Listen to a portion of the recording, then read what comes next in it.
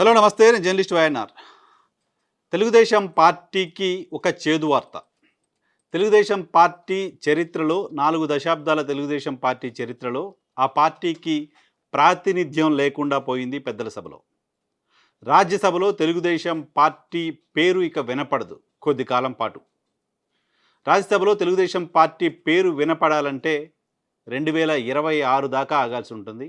అప్పుడున్న ఎమ్మెల్యేల ప్రకారం తెలుగుదేశం పార్టీకి ఏమైనా స్థానాలు వస్తే అప్పుడు ఆ పార్టీ నుంచి రాజ్యసభకి ఒక వ్యక్తి వెళ్ళడానికి సంబంధించిన అవకాశం ఉంటుంది.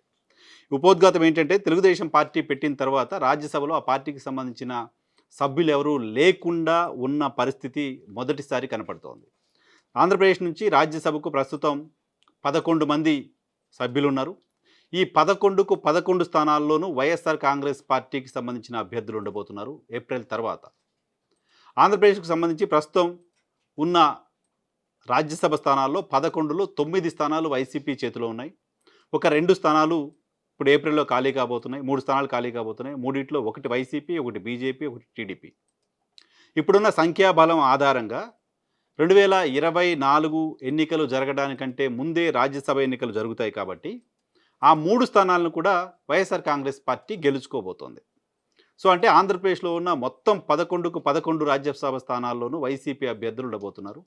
తెలుగుదేశం పార్టీకి అవకాశం లేకుండా పోతుంది. 2028 వరకు నలుగురు ఉంటారు. విజయసాయిరెడ్డి, ఆర్ కృష్ణయ్య, నిరంజన్ రెడ్డి, బీదా మస్తానరావు. వీళ్ళు 2028 వరకు ఉంటున్నారు. అయోధ్య రామరెడ్డి, మోపిదేవి వెంకటరమణ, పిల్లి సుభాష్ చంద్రబోస్, పరిమల్ నత్వాని వీళ్ళు 2026 వరకు ఉండబోతున్నారు. ఇప్పుడు ఖాళీ కాబోతున్న 3 స్థానాలు వేమిరెడ్డి ప్రభాకర్ రెడ్డి, సీఎం రమేష్, కనకమేడల రవీంద్ర కుమార్.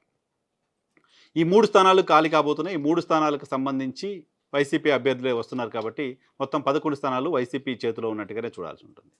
అయితే 2026 దాకా వెయిట్ చేయకుండా తెలుగుదేశం పార్టీ రాజ్యసభకు వెళ్ళడానికి ఒక అవకాశం ఉంది. అది 2024 అసెంబ్లీ ఎన్నికల్లో ఆ పార్టీ సాధించే స్థానాలను బట్టి, ఆ పార్టీ పర్ఫార్మెన్స్ని బట్టి ఉంటుంది. అది ఎలా అంటే, ఇప్పుడు ఇక్కడ రాజ్యసభ సభ్యులుగా ఉన్న పిల్లి సుభాష్ చంద్రబోస్ అసెంబ్లీ ఎన్నికల్లో పోటీ చేయొచ్చు లాంటి వార్తలు వస్తున్నాయి. ఆయన కుమారుడికి టికెట్ ఇస్తారన్న. ఆయన కుమారుడికి టికెట్ ఇస్తే ఛాన్సే లేదు.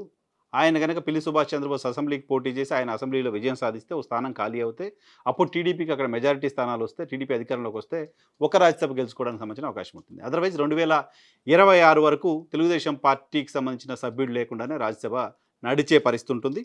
సో తెలుగుదేశం పార్టీ చరిత్రలో మొదటిసారి ఇటువంటి అనుభవాన్ని తెలుగుదేశం పార్టీ చూడాల్సిన పరిస్థితి వస్తుంది. తెలుగుదేశం పార్టీ నాయకులు, కార్యకర్తలకు ఖచ్చితంగా ఇది చేదు వార్తగానే చూడాల్సి ఉంటుంది. తెలుగుదేశం పార్టీ సభ్యులుగా ఉన్న సీఎం రమేష్ ప్రస్తుతం భారతీయ జనతా పార్టీ నుంచి ప్రాతినిధ్యం వహిస్తున్నారు. ఆయన పదవీకాలం ముగియబోతోంది. కనకమేడల రవీంద్ర కుమార్ ఒక్కరే ప్రస్తుతం తెలుగుదేశం పార్టీ నుంచి ప్రాతినిధ్యం వహిస్తున్నారు. ఆయన పదవీకాలం కూడా ముగియబోతోంది. సో తెలుగుదేశం పార్టీ రాజ్యసభలో గొంతు వినిపించలేని పరిస్థితి, పెద్దల సభలో గొంతు వినిపించలేని పరిస్థితి కనిపిస్తోంది. వైఎస్ఆర్ కాంగ్రెస్ పార్టీకి సంబంధించి వైఎస్ఆర్ కాంగ్రెస్ పార్టీ బలం పెరగడానికి సంబంధించిన అవకాశం ఉంటుంది. వచ్చే సార్వత్రిక ఎన్నికల్లో వైఎస్ఆర్ కాంగ్రెస్ పార్టీ లోక్సభ స్థానాలను ఏ స్థాయిలో సాధిస్తుంది అనే విషయం పక్కన పెడితే, కేంద్రంలో అధికారంలో ఉన్న పార్టీకి వైసీపీ అవసరం ఖచ్చితంగా ఉంటుంది, లోక్సభ స్థానాలతో సంబంధం లేకుండా. రాజ్యసభలో ఇప్పటికీ భారతీయ జనతా పార్టీకి ఇంకా బొటాబొటి మెజారిటీనే ఉన్న పరిస్థితి. రాజ్యసభలో ఫ్లోర్ మేనేజ్ చేసుకోవాలి అంటే వైసీపీ లాంటి రాజకీయ పార్టీల అవసరం ఖచ్చితంగా ఉంటుంది. ఆ మాటకు వస్తే, దేశంలో అతిపెద్ద ప్రాంతీయ పార్టీలుగా ఉన్న సమాజ్వాదీ పార్టీ కావచ్చు, డిఎంకే కావచ్చు, మమతా బెనర్జీ కావచ్చు, వీళ్ళందరికంటే ఎక్కువ మంది రాజ్యసభ సభ్యులు మరో 3 ఏళ్ల పాటు వైసీపీ చేతిలో ఉంటారు. ఇది స్ట్రాటజిక్గా, రాజకీయంగా వైసీపీకి అడ్వాంటేజ్ కలిగించే విషయం. పార్లమెంట్లో బిల్స్ పాస్ అయినప్పటికీ రాజ్యసభలో బిల్స్ పాస్ అవ్వాలంటే రాజ్యసభలో వైసీపీ మద్దతు అనివార్యం కాబోతోంది కేంద్రంలో 2024 తర్వాత అధికారంలోకి వచ్చే పార్టీకి, కూటమికి.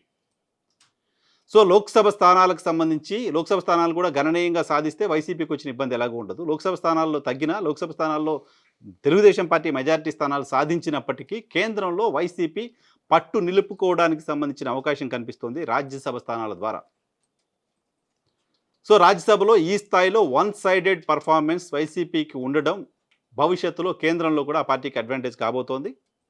సో తెలుగుదేశం పార్టీకి మాత్రం ఇది డిసడ్వాంటేజ్గా మారబోతోంది. తెలుగుదేశం పార్టీ చరిత్రలో మొదటిసారి ఇటువంటి చేదు వాస్తవాన్ని గ్రహించాల్సిన పరిస్థితి కనబడుతోంది.